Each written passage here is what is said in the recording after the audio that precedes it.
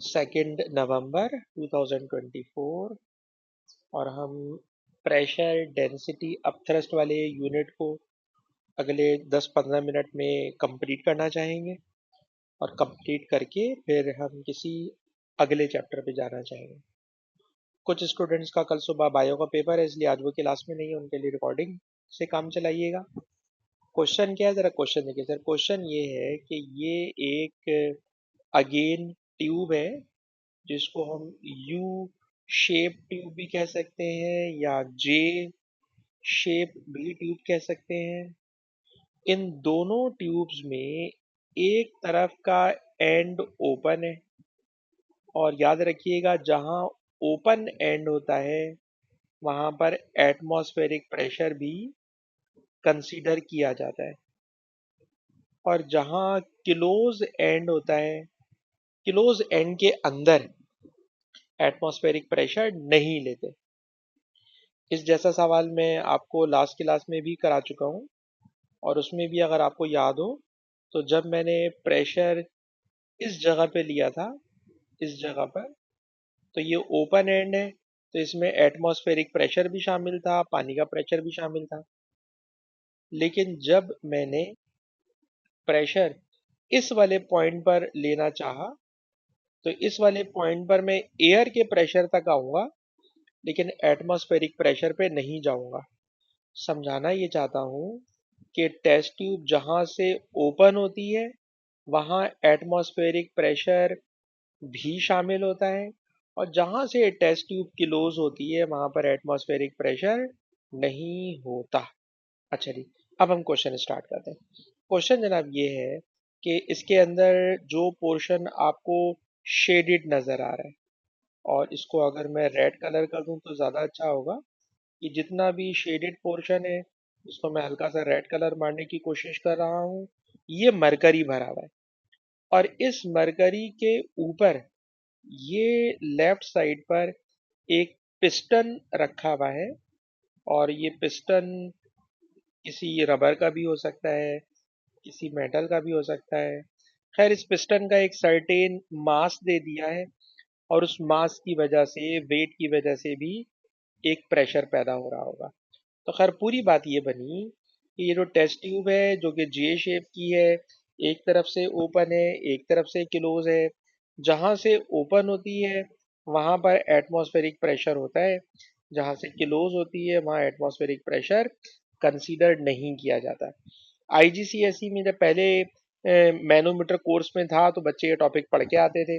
अब मैनोमीटर को कोर्स से निकाल दिया तो ये सवाल यकीनन उनके लिए कुछ अजीब से हो जाते होंगे। चलिए जनाब स्टार्ट करते हैं क्वेश्चन। क्वेश्चन में कैलकुलेट क्या करना है पहले तो इस बात को देखें। तो क्वेश्चन के अंदर वो पूछ ये रहे हैं कि अदर एंड इतना, ये इतना। अच्छा क्या बात पूछ रहे हैं, ये बात मुझे लग रहा है कहीं इन्होंने लिखी नहीं है, कहीं नहीं लिखी हुई क्या चीज पूछ रहे हैं। मुझे लग रहा है वो एच पूछ रहा होगा क्योंकि सारे आंसर सेंटीमीटर में, जब सारे आंसर सेंटीमीटर में हैं तो यकीनन वो एच पूछने जा रहा है कि व्हाट इज एच, एच क्या है। ठीक है जनाब, एच क्या है, एच कैसे निकालेंगे तो जरा सुनिए। मैं भी आपको 2-3 सवाल करा चुका हूँ इससे पहले। सारे सवालों में मैंने बताया है कि हमेशा पहले हम एक हॉरिजेंटल लाइन बनाते हैं। इस हॉरिजेंटल लाइन में हमेशा लाइन ऐसे पॉइंट तक लेके जाते हैं कि जो चीज अननोन हो वो पॉइंट उसके अंदर शामिल हो। तो इस वाले पॉइंट को फॉर एग्जांपल बेटा मैंने कह दिया क्यू और इस वाले पॉइंट को फॉर एग्जांपल मैंने कह दिया पी। ठीक है जनाब, पी और क्यू दोनों सेम लेवल पर है तो पी पर प्रेशर और क्यू पर प्रेशर इक्वल होगा। अब मैं किसी बच्चे से पूछ के सवाल आगे लेके चलूंगा। तो बेटा खौला आप मुझे बताइए, बेटा खौला माइक्रोफोन खोलें और हमें बताइए ये जो पॉइंट क्यू है, इस पॉइंट क्यू के ऊपर ये मरकरी है। ठीक है जनाब, ये मरकरी है और बेटा मरकरी के भी ऊपर ये एयर ट्रैप हुई हुई है। ठीक है जनाब, एयर ट्रैप हुई हुई है और ये जो एयर ट्रैप हुई हुई है उसका प्रेशर दिया हुआ है। एयर ट्रैप हुई हुई है, इसका प्रेशर इतना है जो एंड क्लोज है। सिर्फ मुझे ये बताइए कि पॉइंट क्यू पर कौन कौन सा प्रेशर आ रहा है। At point Q which pressures are being exerted। Number one, sir pressure due to mercury liquid plus pressure due to the air which is trapped inside the tube. Sir point Q के ऊपर sir there are two pressures. Number one, mercury, जो मैंने red colour से full filling कर दी है, it is mercury. Plus mercury के ऊपर there is air which is trap, air trap, उसका प्रेशर है. अच्छा, लेफ्ट साइड पर आ जाइए. बेटा खौला, क्या आप मुझे सुन सकती हैं? खौला बताइए बेटा, ये जो पॉइंट पी है, इस पॉइंट पी पे याद रहे ऊपर से ट्यूब खुली हुई है. If the pipe is open, then how many pressures are being exerted at point P or end, and the pressure due to the weight of piston. There is pressure due to the weight of piston.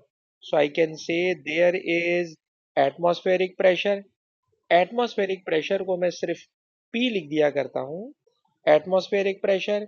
और इस atmospheric pressure के अलावा there is piston.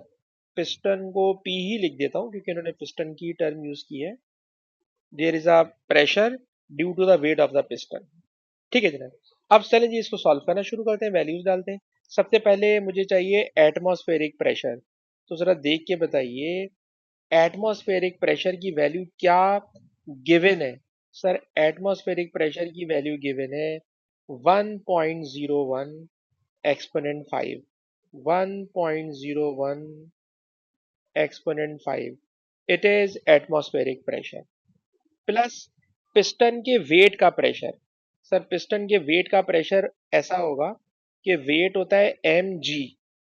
mg, this is mass and gravity is 9.8. 9.8 को 10 भी ले लो तो चलता है क्योंकि नियरेस्ट आंसर ढूंढना है. तो ये हो गया mg divided by area. Piston का एरिया, सर पिस्टन का एरिया भी गिवन है 5 एक्सपोनेंट माइनस 4. 5 exponent minus 4. तो ये मैंने लेफ्ट साइड की बात कंप्लीट कर ली. It is atmospheric pressure and it is pressure due to the weight of piston. अब राइट हैंड पर आ जाए. इज इक्वल टू, जब आप राइट हैंड पर आते हैं तो राइट हैंड पर हमें नजर आ रहा है प्रेशर, एयर ट्रैप का प्रेशर. एयर ट्रैप का प्रेशर. सर एयर ट्रैप का जो प्रेशर है उसे मैं यहाँ लिखूंगा तो जगह कम पड़ रही है इसलिए मैं यहाँ पे लिख रहा हूँ. एयर ट्रैप का प्रेशर है 5 exponent 4 plus plus mercury pressure. Sir mercury का प्रेशर होगा रॉ जी एच. ठीक है ना, मरकरी का प्रेशर होगा raw ji H. Raw is the density of mercury. Density of mercury, और डेंसिटी ऑफ मरकरी बेटा गिवन है, इट इज 13600 इंटू जी. जी की वैल्यू 9.8 भी ले सकते हो, 10 भी चलेगा. इंटू एच, मेरे ख्याल में एच ही पूछ रहा है. तो बेटा इक्वेशन मैंने पूरी बना दी है. मैं अगर इसको बैठ के पूरा सॉल्व करूं तो मैं आपके साथ जुल्म करूंगा. आप इसको खुद से सॉल्व कर सकते हो. सॉल्व करने में 10 मिनट लग जाएंगे अगर मैंने अभी इसको करने की कोशिश की कैलकुलेटर चलाने में. तो इसलिए मैं इसको आपके साथ होमवर्क छोड़ रहा हूँ. एच का जो रिजल्ट आएगा it will be in metre. H का जो रिजल्ट आएगा it will be in metre. उसको 100 से मल्टीप्लाई के 100 से मल्टीप्लाई करके कन्वर्जन कीजिएगा सेंटीमीटर में. और जब मैं ये पूरी शीट आपको भेजूं तो आप इसकी मार्किंग स्कीम से इसका आंसर चेक कर लीजिएगा कि जो लिखा हुआ है वो आया या नहीं. लेकिन जो असल में चीज सिखाना चाह रहा हूँ वो सीखिए कि हमेशा इस तरह के क्वेश्चन में ये जो मैंने लाइन बनाई है, इस तरह की लाइन हमेशा जब बनाते हैं तो बनाते वक्त ख्याल रखते हैं कि ये लाइन ऐसी जगह बनाना चाहिए कि जो चीज we are going to calculate it must lie above this horizontal line. जब मैं हॉरिजेंटल लाइन बनाता हूं तो मेरे पास दिमाग में सवाल आता है ये हॉरिजेंटल लाइन कहाँ बनाऊं. तो इसका आंसर है सर हॉरिजेंटल लाइन ऐसी जगह बनाएंगे कि unknown variable must lie just above the horizontal line. उसके बाद की जो बात आप देखें तो मैं सारे क्वेश्चन में एक ही मेथड से चल रहा हूँ. आई होप कि आप उसको पिक कर रहे होंगे. अब मैं एक क्वेश्चन और कराऊंगा इस तरह का. चलिए एक और ये वाला नजर आ गया, इसको देख लेते हैं. इस क्वेश्चन में जरा देख के बताइए, लेफ्ट साइड पर भी ट्यूब ओपन है और राइट साइड पर भी ट्यूब ओपन है। तो एक नई बात सुनिएगा, अगर ट्यूब दोनों तरफ से ओपन हो ना, तो दोनों तरफ के एटमॉस्फेरिक प्रेशर एक दूसरे को कैंसिल आउट कर देते हैं। हम एटमॉस्फेरिक प्रेशर को शामिल ही नहीं करते। इससे पहले मैं 3 सवाल करा चुका हूं। उन तीनों क्वेश्चन में वन साइड ट्यूब की ओपन थी, अदर आर्म क्लोज था। If one arm open, other arm close, then we take atmospheric pressure, we use atmospheric pressure. But if both arms are open, then we ignore atmospheric pressure. atmospheric pressure को ignore मार दीजिएगा। अच्छा, अब इस question में हमने calculate क्या करना है? तो पहली बात तो कैलकुलेट करना है x। हमने बेटा कैलकुलेट करना है x। सर अब x कैलकुलेट करना है ना, तो आप इस x के जस्ट नीचे एक लाइन बना दो, ठीक है ना? एक्स के जस्ट नीचे एक लाइन बना दें। लेकिन सर अगर आपने एक्स के जस्ट नीचे एक लाइन बनाई, तो लेफ्ट साइड पे जो ऑयल है, ऑयल ऑयल की हाइट 30 सेंटीमीटर से कितनी रह जाएगी? ये कर तो सकते हैं, 30 - x रह जाएगी, और क्या होगा? 30 - x रह जाएगी। आप कर सकते हैं भाई, इससे भी कर सकते हैं, क्योंकि ये वाली जो हाइट होगी, then it will be 30 - x। ठीक है, ठीक है, ठीक है, तो बस इसी से लेके चलते हैं। अरे जनाब, ये मैंने एक लाइन बना दी, अकॉर्डिंग टू माई रूल कि सर हम ऐसी हॉरिजेंटल लाइन बनाते हैं कि उस लाइन के ऊपर हमारा अननोन वेरिएबल आ रहा हो। ठीक है जी। अच्छा जी, अब अगर मैं आपसे पूछूं कि लेकिन सर इसके अंदर पानी टोटली इग्नोर हो जाएगा, पानी टोटली इग्नोर हो जाएगा। और मैंने आपको बताया था ना, इसके ऊपर एटमॉस्फेरिक प्रेशर होता है, तो वो एटमॉस्फेरिक प्रेशर तो इस वाले एटमॉस्फेरिक प्रेशर के साथ वैसे ही कैंसिल आउट हो जाएगा। तो मुझे अपना रूल बदलना पड़ रहा है, और रूल ये बदलना पड़ रहा है, यहाँ पे बनाइए हॉरिजेंटल लाइन। ठीक है, और जब मैंने यहाँ पे हॉरिजेंटल लाइन बनाई, तो अब आप देखिएगा इस हॉरिजेंटल लाइन के ऊपर ये बेटा पानी है, ये पानी है। रेड कलर का जो लिक्विड है, ये पानी है। और लेफ्ट साइड के ऊपर जो ब्लू कलर का मैंने लाइन बनाई है, इट इज ऑयल, ऑयल। ठीक है जनाब। अच्छा बेटा, ये दो मैंने लाइनें बना दी। इन दो लाइनों में इस जगह का नाम मैंने रख दिया P, इस जगह का बेटा मैंने नाम रख दिया Q। और वही बात कि pressure at P equal to pressure at Q। P और Q का प्रेशर इक्वल होगा। ठीक है जी। अब मुझे कोई बच्चा बताए, अम्मार तुमसे बात कर लूं? अम्मार, अम्मार यार ये बताओ, ये जो पॉइंट P है, इस पॉइंट P के ऊपर कौन कौन से प्रेशर आ रहे हैं? पानी का प्रेशर, और पानी के प्रेशर के ऊपर एटमॉस्फेरिक प्रेशर भी है। उसे मुझे लेना चाहिए या नहीं? नहीं लेना चाहिए। जबरदस्त हो गया जी। अच्छा हमारे यार लेफ्ट साइड पर आ जाओ, ये जो पॉइंट क्यू है, इस पॉइंट क्यू के ऊपर कौन सा प्रेशर है? नहीं ना, ऑयल, ऑयल। इसके ऊपर एटमॉस्फेरिक प्रेशर मुझे लेना चाहिए? नहीं। बिल्कुल सही, जबरदस्त हो गया। पर ये वाटर का प्रेशर बन गया सर, ये ऑयल का प्रेशर बन गया। अच्छा हमारे यार तुम भी मुझे बताओ, वाटर के प्रेशर के लिए फॉर्मूला होता है रॉ जी एच। रॉ, रॉ हो गया 1000, जी, जी मैं ले रहा हूँ 10। हाइट बताना, पानी की हाइट कितनी लोगे? पानी की हाइट कितनी लोगे?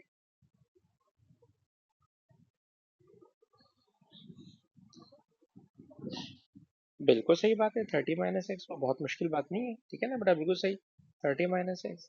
अच्छा राइट हैंड पर आ जाओ। राइट हैंड पे प्रेशर ऑफ ऑयल, ठीक है ना? ऑयल की डेंसिटी सर गिवन है, ऑयल की डेंसिटी गिवन है सर 850 जी। सर इसमें भी 10 ले लो, दोनों तरफ से कैंसिल हो जाएगा। और इसकी हाइट सर, इसकी हाइट 30 सेंटीमीटर है। मीटर में लीजिएगा, क्योंकि हम सारी वैल्यूज मीटर में लेके चल रहे हैं। 0.3 सर, 10 से 10 कैंसिल हो जाएगा। अब जो मैंने इक्वेशन बना दी, इस इक्वेशन को बैठ के आप आराम से सॉल्व करें, और जब आप उसको सॉल्व करेंगे तो रिजल्ट मीटर में आएगा। और अगर आप इसको 30 सेंटीमीटर ही छोड़ दें, तो आंसर खुद ब खुद सेंटीमीटर में ही आ जाएगा। क्योंकि देखो डेंसिटी की यूनिट को काट देगी। एच सॉरी जी से जी कट चुका है। अगर ये सेंटीमीटर है, तो ये ऑटोमेटिकली सेंटीमीटर में आ जाएगा। तो बस ठीक है, सेंटीमीटर में ही जाने दो, ताकि आंसर डायरेक्ट सेंटीमीटर में आ जाए। तो बेटा इक्वेशन बना के छोड़ रहा हूँ, एंड आई होप कि आप इस इक्वेशन को खुद से सॉल्व कर लेंगे। तो बेटा लास्ट के अंदर मैंने 3 सवाल कराए हैं ट्यूब वाले, 2 सवाल अभी मैंने करा दिए ट्यूब वाले। मैंने अभी एक वर्ड की फाइल प्ले लिस्ट बनाकर आपको भेजी है। उसके अंदर मैंने बहुत सारी वीडियोस डाली हुई हैं, वीडियो 1, वीडियो 2, वीडियो 3। तो हर वीडियो को आप प्ले करके देखें, आपको उसके अंदर भी बहुत सारे क्वेश्चन, उसके नाम लिखा हुआ आगे यूट्यूब, ये जो मैंने इस तरह के प्रेशर की वीडियोस है इसका नाम लिखा है यूट्यूब प्रेशर। तो यूट्यूब प्रेशर का मतलब है कि ये यूट्यूब टाइप की वीडियो, वो शेप होगी ट्यूब की, उसके अंदर प्रेशर कैलकुलेट कर रहे होंगे। तो ये टॉपिक भी मैं वाइंड अप कर रहा हूँ। ठीक है जी। अच्छा सर, इस चैप्टर में अब कोई टॉपिक रह गया आपके ख्याल में? हाँ यार, एक टॉपिक अभी भी बाकी है, एक टॉपिक अभी भी बाकी है। और वो टॉपिक कौन सा है सर? वो टॉपिक इस तरह से है सर, वो टॉपिक इस तरह से है कि एक हेडिंग दीजिएगा बेटा, वर्क ऑन गैस। अच्छा वैसे ये टॉपिक देखा जाए, work done on gas work के चैप्टर में होना चाहिए, लेकिन इस चैप्टर में उन्होंने सवाल डाले हुए, इसलिए मुझे 2-3 सवाल इसमें कराने दीजिए। वर्क डन ऑन गैस, इसमें क्या होने वाला है तो जरा सुनो सर। इसमें वो करते ही हैं कि किसी सिलेंडर में गैस को इनक्लोज कर देते हैं, बंद कर देते हैं, और इस गैस ने जितनी स्पेस राइट नाउ ऑक्यूपाई की हुई है, ठीक है जनाब, उस गैस को, बल्कि कुछ ज्यादा ही मैंने बना दी, थोड़ी कम कर लें। अरे जनाब, ये गैस का पिस्टन अभी मैंने यहाँ पे ला के रख दिया है। इस गैस ने जितना स्पेस ऑक्यूपाई किया हुआ है सर, इट इज V1। इसके ऊपर हम कोई लोड लाके रख देंगे, और ये जो लोड है ना बेटा, इस लोड का weight pressure, and this pressure is balancing the pressure of gas. तो जो लोड मैंने पिस्टन के ऊपर रखा हुआ है, इस लोड का वेट, इस लोड का वेट गैस के प्रेशर के बराबर है। अच्छा, अब अगर मैं इस गैस को हीट करना शुरू कर दूं, बट जब मैं इसको हीट करूंगा ना, तो थर्मल एनर्जी गैस के पार्टिकल्स में एब्जॉर्ब होगी और उनकी काइनेटिक एनर्जी बढ़ जाएगी। जब गैस के पार्टिकल्स की काइनेटिक एनर्जी बढ़ेगी, तो गैस के पार्टिकल जोर जोर से टकराएंगे, और जोर जोर से टकराकर पिस्टन को ऊपर ले जाएंगे, पिस्टन को ऊपर ले जाएंगे। और जब पिस्टन ऊपर चला गया, जब पिस्टन ऊपर चला गया, तो सर पिस्टन ऊपर जाने से गैस का वॉल्यूम सर V1 से बढ़कर V2 हो गया। ठीक है जनाब। अच्छा, अब मैं कैलकुलेट करना चाहता हूं कितना वर्क हुआ पिस्टन पर। पिस्टन ऊपर चला गया तो कितना वर्क हुआ ऑन पिस्टन, ठीक है ना, वो वर्क कैलकुलेट करना। और टॉपिक इस चैप्टर में प्रेशर का चल रहा है, तो याद रखिएगा प्रेशर होता है फोर्स पर यूनिट एरिया, और फोर्स होती है प्रेशर इनटू एरिया। ये बात हमने बस ऐसे ही नोट करके रख ली है। अब जरा टॉपिक पर आ जाए। सर टॉपिक हमारा ये है कि वर्क कैलकुलेट करना है। सर वर्क हमने सुना है, वर्क होता है फोर्स इनटू डिस्टेंस। वर्क होता है सर फोर्स इनटू डिस्टेंस। जहां फोर्स लिखी हुई है ना, इस फोर्स की जगह प्रेशर इनटू एरिया लिख दीजिए। फोर्स की जगह प्रेशर इनटू एरिया लिख दीजिए। और पिस्टन जितना ऊपर डिस्प्लेस हुआ है, इसे हाइट यानी h लिख दीजिए। तो h इज द हाइट जितना पिस्टन ऊपर डिस्प्लेस हुआ है। अब आपको पता है area into height, base area into height. Sir base area into height it is volume. Base area height into, base area into height it is volume. Sir volume तो दो है, एक V1 और एक V2। तो याद रखिएगा जो वर्क हुआ है बेटा, वर्क ना V1 में हुआ है ना V2 में हुआ है। सर वर्क तो इस सेगमेंट में हुआ है, and this segment is change in volume. This segment is change in volume. This segment is change in volume. तो जनाब टॉपिक बना कि अगर किसी सिलेंडर में गैस बंद हुई हुई हो और हम उसको हीट करें, तो गैस का प्रेशर बढ़ जाता है, प्रेशर बढ़ जाने से पिस्टन डिस्प्लेस हो जाता है, पिस्टन डिस्प्लेस हो जाने से पिस्टन डिस्प्लेस हो जाने से volume change, there is work done, and work done on gas it is P delta V. और इस पी डेल्टा वी में याद रखिएगा, पी हमेशा कांस्टेंट प्रेशर होगा, पी हमेशा कांस्टेंट प्रेशर होगा। तो ये टॉपिक वर्क एनर्जी के चैप्टर में भी है, लेकिन इन्होंने सवाल बेटा इसी में डाला हुआ है, चैप्टर यूनिट 5 में। इसलिए मैं आपको इसी में इसके क्वेश्चन ढूंढ के कराना चाहता हूँ। अब ये मुझे याद नहीं आ रहा कि वो किस में उन्होंने 5.4 में सवाल डाले, किस में डाले। हाँ बेटा बोले बोले।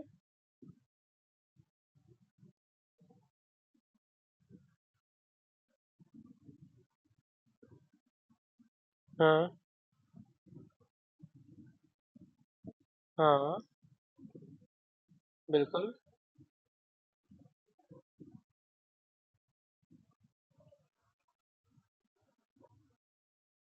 सही, बिल्कुल सही आपने बताया, बिल्कुल सही आपने बताया। ठीक है बेटा। अच्छा, अब मैं इसके एक आपको कोई क्वेश्चन कराऊंगा तो आपको और अच्छा समझ में आ जाएगा। तो जरा देखिएगा बेटा, आपके सामने एक क्वेश्चन है। ये क्वेश्चन है मार्च 2020 के पेपर का। क्वेश्चन क्या है तो जरा सुनिए। क्वेश्चन ये है कि we have a cylinder of gas and its initial volume is 0.012 0.012। It is the initial volume of gas, ठीक है। And the pressure of gas is 1 exponent 5, okay. And now the question is 400 joule work is done, 400 joule work is done, pressure remains constant. In all questions pressure must remains constant. And now they are asking what is the final volume of the gas, what is the final volume of the gas। अच्छा, इसमें एक term है जो मुझे आपको सिखाना चाहिए, जो मैं पता नहीं पढ़ा देगा क्यों भूल गया। एक प्रीपोजिशन है वर्क डन ऑन गैस, और एक प्रीपोजिशन है वर्क डन बाय गैस। जरा इस चीज को जरा कॉपी कीजिएगा कहीं पे। कभी भी लिखा जाए work done on gas, it means the gas is compressed, the gas is compressed, volume decreased, final volume will be less, initial volume greater, final volume will be less। ठीक है ना। if the work done on gas, ठीक है ना, अगर मैं किसी gas को कंप्रेस कर रहा हूं तो मैं बोलूंगा there is work done on gas. और कभी ऐसा भी होगा, there will be written work done by gas. जो मैंने अभी डेरिवेशन की वो थी work done by gas, in which the gas expand. और अगर गैस एक्सपेंड होगी तो जाहिर सी बात है final volume will be greater. But इस बात को भी कहीं साइड में लिखिएगा। The main difference is work done on gas and work done by gas, there is a difference. In this question you can see here is work done on gas, final volume will be less, so delta V will be initial volume minus final volume. So I am writing in this way, sir, work equals to P delta V, P delta V, okay. Work, sir, work is 400, work is 400. Pressure, sir, pressure is 1 exponent 5. Delta V is the change in volume, final volume will be less, final volume will be less, so I can write initial volume minus final volume, final volume will be less, initial volume is greater, as the gas is compressed, as the gas is compressed, gas को compress कर रहे हो। जब आप gas को compress कर रहे हो तो ये जनाब फॉर्मूला हो गया initial volume minus final volume. And now calculate V. बेटा कैलकुलेटर खुद से चलाइए या मैं बराबर में कैलकुलेटर खोल लेता हूं। और जब बेटा मैंने कैलकुलेटर बराबर में खोला, I am writing 400 divided by 1 exponent 5, then the result is 0.004 on the left hand side. On the left hand side 0.004 is equals to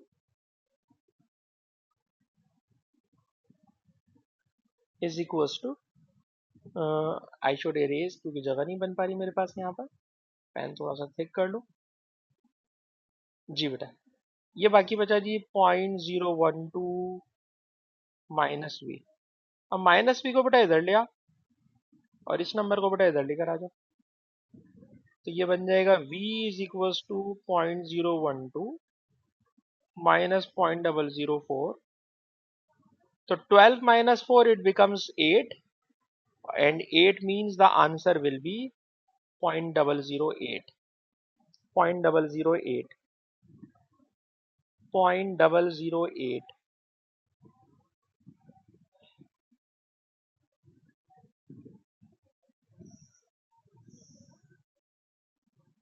तो बेटा इसके अंदर पहले आप इसको कॉपी कर लें। कॉपी करने के बाद मैं आपको एक बात जरा वहां पे जिस पेज के ऊपर मैंने थ्योरी पढ़ाई है वहां पर इस बात को जरा मैं लिखना चाहूंगा। If you have noted this question. हाँ बेटा कॉला, have you noted?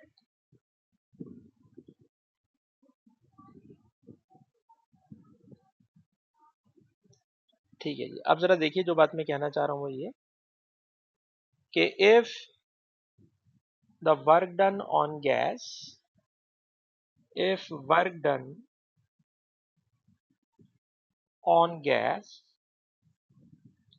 then work is equals to pressure initial volume minus final volume, because gas due to the compression on gas means the gas is compressed, and if gas is compressed then obviously final volume will be less. And if there is a term, so work is done by gas. Work is done by gas means the gas will expand, and if the gas will expand then obviously final volume will be greater, initial volume will be smaller. So it is the main difference. You should try to memorize on gas, by gas. On gas means gas is compressed, by gas means gas will expand.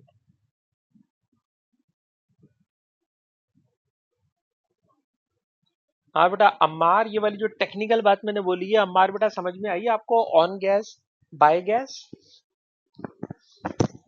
Ibrahim तुम्हें भी ये बात समझ में आई बेटा कि अगर मैं गैस को दबा रहा हूं तो मैं बोलूंगा I am working on gas, ठीक है ना? और गैस को छोड़ें, आप किसी फॉर एग्जाम्पल समझाने के लिए बोल रहा हूँ फोम पे या किसी स्प्रिंग पे खड़े हुए आप स्प्रिंग को दबा रहे हैं तो you are doing work on spring, और अगर स्प्रिंग आपको उछाल रहे हैं तो वर्क डन बाय स्प्रिंग।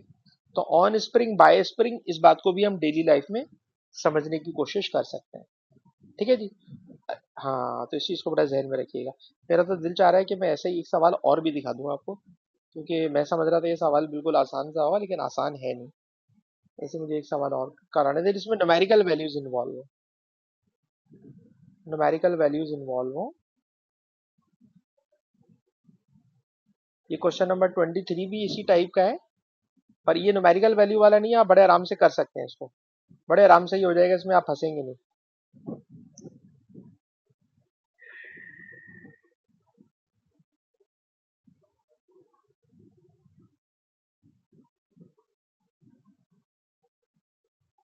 चलें जी, मैं नहीं ढूंढ पा रहा, लेकिन जो मैंने वीडियो भेजी है, वीडियो में मैंने तो सवाल निकाल निकाल के एक साथ ही रखे हुए हैं सारे।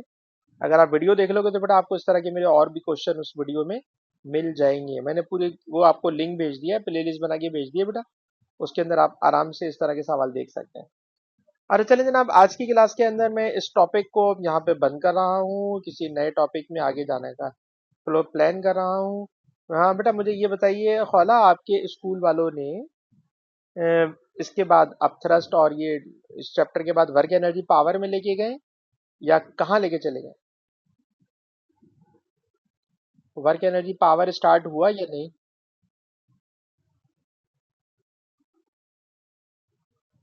नहीं, 11 नवंबर को तो है, लेकिन 11 नवंबर में मुझे तो याद है आपने मुझे जो सिलेबस दिया था उसमें वर्क एनर्जी पावर भी है। वर्क एन... अच्छा, लेकिन मुझे याद है कि आपने जो मुझे जो सिलेबस दिया हुआ है उसमें वर्क एनर्जी पावर भी है, मुझे याद है। ठीक है,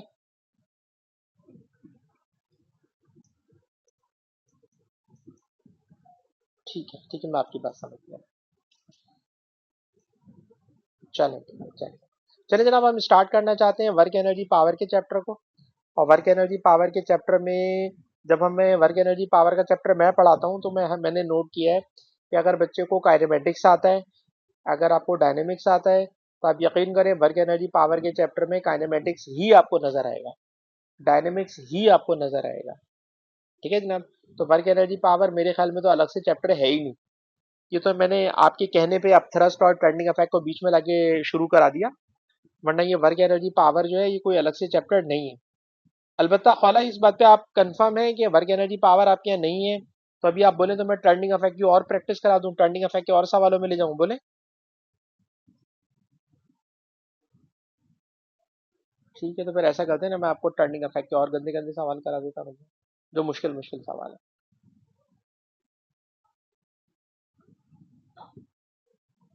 यूनिट 2 में रहते हुए वर्क एनर्जी पावर के और मुश्किल सवाल।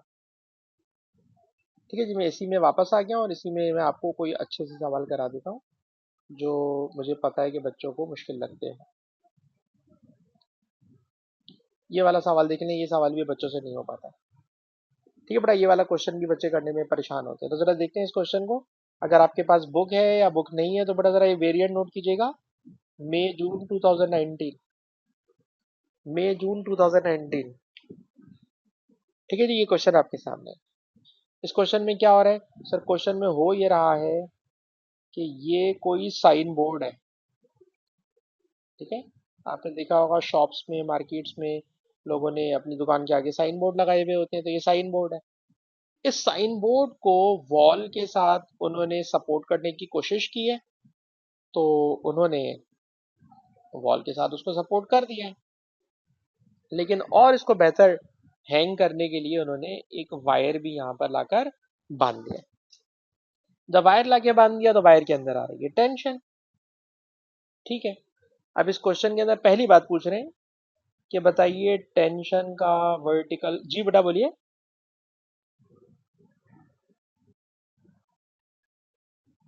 जी जी, बिल्कुल सबर कर लेते हैं हम आपके लिए।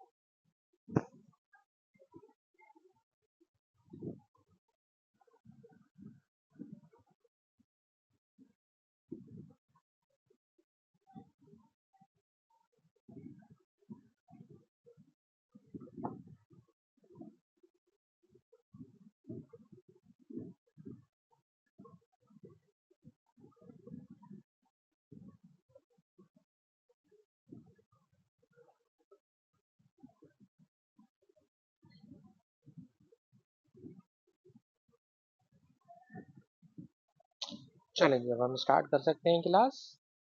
क्लास बेटा यूं है कि देखिए बेटा ये एक साइन बोर्ड है। इस साइन बोर्ड के ऊपर ड्राइंग में कर चुका था पहले ही। अब मेरा क्वेश्चन आपसे ये है कि बेटा जो वायर में टेंशन है उस टेंशन का वर्टिकल कंपोनेंट कैलकुलेट करना।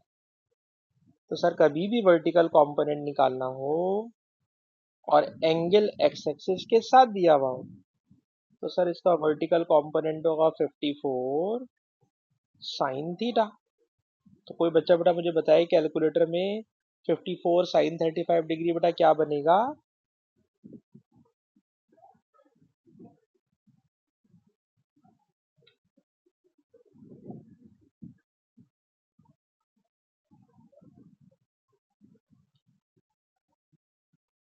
44.23। हाँ बेटा बोलिए। अबे यार ऐसा नहीं करो यार कि या तो कैलकुलेटर में ना सुनो सुनो सुनो, वही तो कह रहा हूँ। सम टाइम ऐसा होता है कैलकुलेटर की स्क्रीन डिग्री पे नहीं होती। तो चेक करो कैलकुलेटर की स्क्रीन डिग्री पर है या नहीं। मैंने 54 लिखा बेटा, साइन 35 लिखा, ब्रैकेट क्लोज करा, 30.97। कलीम भाई आप गलत हो गए। It is 31 Newton. ठीक है जी, तो 31 Newton is the vertical force. अच्छा, अब आपसे अगर मैं पूछूं कि इसकी हॉरिजेंटल फोर्स क्या होगी, पूछी नहीं है उसने, मेरे ख्याल में पूछी नहीं है, लेकिन हॉरिजेंटल फोर्स भी होगी। ठीक है, हॉरिजेंटल फोर्स भी होगी। और सर जो हॉरिजेंटल फोर्स होगी ना, horizontal force sir, horizontal force होगी, पूछी नहीं है भाई, बार बार बोल रहा हूँ। 54 cos 35, ये क्या बनेगा जी हॉरिजेंटल? बताना बेटा हॉरिजेंटल फोर्स।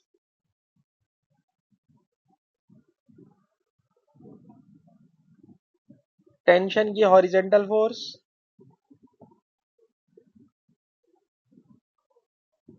कोई हमारी हेल्प नहीं कर रहा। 34 आ रही है, 34 आ रही है, ठीक है जी। ठीक है बेटा, तो ये आ रही है जनाब 44.23। तो it is the horizontal component. ठीक है जी। तो मेरे पास हॉरिजेंटल कंपोनेंट भी अब मौजूद है और वर्टिकल कंपोनेंट भी मेरे पास मौजूद है। अच्छा जी, अब हम क्वेश्चन को आगे बढ़ाते हैं। क्वेश्चन में इस वाली बात को 2 मिनट के लिए छोड़ दीजिएगा।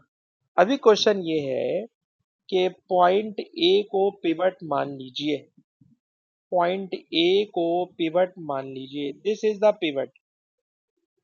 इसे पिवट माने और W कैलकुलेट करके बताइए। We have to calculate W, और W लाना है 150। ठीक है, शो दैट है। तो कैसे लाएंगे W? तो जरा W की मैं आपको समझाना चाह रहा हूँ। ये बताइए कि sir this weight is producing clockwise movement. This weight is producing clockwise movement. ठीक है जनाब, ये क्लॉकवाइज मूवमेंट के लिए मैंने ऊपर लिखा clockwise movement, and clockwise movement is weight. ये वेट इस साइन बोर्ड के सेंटर से आ रहा है। साइन बोर्ड के सेंटर से वेट आ रहा है। अब अगर मैं खौला आपसे पूछूं, बेटा खौला मुझे बताना कि how far this weight line from pivot, and pivot is point A, and the total length of sign board is 0.68। तो पूरी लेंथ 0.68 है। सर 0.68 को हाफ कर लीजिए। हाफ करेंगे तो ये बन जाएगा 0.34। इस बात को मानने में कोई स्टूडेंट प्रॉब्लम फील नहीं करता, बच्चा बोलता है इट्स ओके, इट्स ओके। अच्छा, उसके बाद अगर मैं आपसे बोलूं कि वेट का वर्टिकल कंपोनेंट इस तरह इसको घुमाने की कोशिश कर रहा है, आप कहेंगे यस सर इस तरह घुमाने की कोशिश कर रहा है। और इस तरह जब ये घुमाने की कोशिश कर रहा है तो there is anti clockwise movement. Anti clockwise movement 31 newton की फोर्स से आ रहा है। बताइए 31 न्यूटन की फोर्स का ए से डिस्टेंस कितना है? मैं बोलूंगा नहीं, आपसे ही कहलवाना चाहूंगा। कलीम तुम बताना, 31 न्यूटन की फोर्स पिवट ए से कितनी दूर है? 31 न्यूटन की फोर्स पिवट ए से कितनी दूर है? ये जो मैंने ग्रीन लाइन बनाई है, क्या ये ग्रीन लाइन दूर है? बताइए कलीम। अगर आपने जी सर कह दिया ना तो हम ये चैप्टर खत्म करने जा रहे हैं और आपने चैप्टर को तबाह बर्बाद कर दिया कलीम भाई, पता है? क्योंकि हमेशा डिस्टेंस लेते हैं फोर्स और पिवट के बिटवीन परपेंडिकुलर डिस्टेंस लेते हैं, डिस्टेंस मस्ट बी परपेंडिकुलर। तो ये वाली जो लाइन है ना, पर्पल लाइन बेटा, it is the perpendicular distance of 31 newton force. मैं अपनी बात दोबारा रिपीट कर रहा हूँ, मैं भी दोबारा अपनी बात को रिपीट कर रहा हूँ, दोबारा बेटा सारे बच्चे गौर से सुने। मैंने कलीम को कंफ्यूज करने के लिए पिवट ए से सी तक लाइन बनाई और मैंने जबरदस्ती बुलवाया कलीम से कि क्या ये वाली लाइन 31 न्यूटन का डिस्टेंस है पिवट से। कलीम ने बोल दिया हाँ। मैंने कहा गलत, क्या गलती है सर? जो डिस्टेंस होता है, डिस्टेंस फोर्स के साथ परपेंडिकुलर होना चाहिए, डिस्टेंस वाली लाइन परपेंडिकुलर होना चाहिए।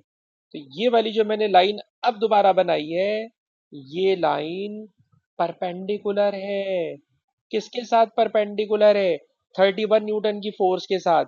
And this distance is 0.68, this distance is 0.68। क्या कलीम भाई आपको मेरी बात समझ में आई? अच्छा अम्मार, यार ये बताना अम्मार, ये वाला डिस्टेंस 31 न्यूटन से पिवट तक का डिस्टेंस क्यों नहीं है? अम्मार बेटा, ये जो डायगोनल वाली पर्पल लाइन है, why is it not movement arm और distance of 31 newton force from the pivot? Ammar, Ammar हमें जवाब नहीं देना चाह रहे। सर ये वाली जो लाइन है ना, ये फोर्स के साथ 90 डिग्री का एंगल नहीं बना रही। ये वाली जो फोर्स है 90 डिग्री का एंगल नहीं बना रही, इसलिए it is not perpendicular distance. अच्छा जी, चले इस सवाल को मैंने हटा लिया। इब्राहिम तुम तो बात कर सकते हो। इब्राहिम बेटा, इब्राहिम, इब्राहिम या इब्राहिम।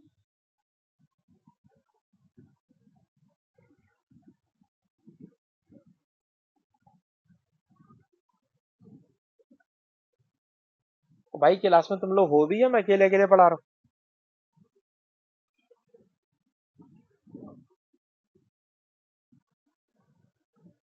क्लास में है बच्चे? हाँ तो इब्राहिम भी हमें कोई रिप्लाई ही नहीं करा। अच्छा ठीक है जी, ठीक है ठीक है। इब्राहिम ने कह दिया जी इनका माइक्रोफोन नहीं चल रहा है, टाइप करके हमारे पास इनकी बात आ रही है। चलें ठीक है, फिर हम खुद ही बात कर लेते हैं। बात हमारी बेटा ये हो रही थी, बात बेटा हमारी ये हो रही थी कि क्या इसमें कोई और फोर्स ऐसी बाकी है जो टर्निंग इफेक्ट प्रोड्यूस कर रही हो? तो इसका आंसर है यस सर। इस क्वेश्चन में इस टेंशन का वर्टिकल कंपोनेंट तो टर्निंग इफेक्ट प्रोड्यूस कर ही रहा है, जो कि आप लिख चुके हो। बट प्लस एक और चीज जरा नोट कीजिएगा सर, ये जो हॉरिजेंटल कंपोनेंट है ना सर, ये हॉरिजेंटल कंपोनेंट भी इसे क्लॉकवाइज घुमा रहा है। हॉरिजेंटल कंपोनेंट भी इसे क्लॉकवाइज घुमा रहा है। इसलिए आपको लिखना पड़ेगा, हॉरिजेंटल कंपोनेंट था 44.2, और ये 44.2 जो है ना, ये भी कितना दूर है पिवट से? तो पता है क्या करना पड़ेगा सर? करना आपको ये पड़ेगा कि 44.2 तो ऐसे ही है, इसको बेटा मैंने इरेज किया। और बेटा जरा दोबारा देखिएगा मैं क्या करना चाह रहा हूँ। पिवट से एक लाइन बनाऊंगा, पिवट से एक लाइन बनाऊंगा, और फोर से एक लाइन बनाऊंगा। इन दोनों के बिटवीन में एंगल होना चाहिए 90 का। और जब 90 डिग्री का एंगल करूंगा तो this line from A to B, that is 0.68। Sir ये भी मूवमेंट आर्म है 44 न्यूटन फोर्स का। तो मैंने इस पूरे चैप्टर में जितने सवाल कराए, उसमें हमेशा टेंशन का vertical component turning effect produce करता था, हॉरिजॉन्टल कभी नहीं करता था। लेकिन इस दफा हॉरिजेंटल कंपोनेंट भी टर्निंग इफेक्ट प्रोड्यूस कर रहा है। कैसे? आप देखिए, ये हॉरिजेंटल कंपोनेंट है और ये horizontal component is not passing through pivot A. और अगर ये पिवट ए में से पास नहीं हो रहा तो इसका भी टर्निंग इफेक्ट होगा। वो टर्निंग इफेक्ट बेटा मैंने लिख दिया। अब आप देखिए सर, ये एक इक्वेशन बन गई है जिसमें एक तरफ क्लॉकवाइज मूवमेंट है, एक तरफ एंटी क्लॉकवाइज मूवमेंट है। मैं आपसे कहूंगा कि अब आप इस इक्वेशन को सॉल्व करें और आप देखिएगा आपका आंसर 150 न्यूटन आएगा। आप इस सवाल को सॉल्व करें, आपका रिजल्ट 150 न्यूटन आएगा। आप करके देखिए। ऑल द के अभी की क्लास को बेटा मुझे ख़त्म करना पड़ रहा है क्योंकि मेरी अगली क्लास का टाइम शुरू हो रहा है। लेकिन कल की क्लास में इसका जो छोटा बहुत पार्ट रह गया वो भी मैं इंशाल्लाह कंप्लीट करूंगा। और इसको कंप्लीट करने के अलावा फिर इंशाल्लाह हम किसी नए चैप्टर पे जाने की कोशिश करेंगे। लेकिन ज़रा पहले मैं रिकॉर्डिंग बंद कर लूँ, फिर आपको एक बात कहना चाह रहा हूँ।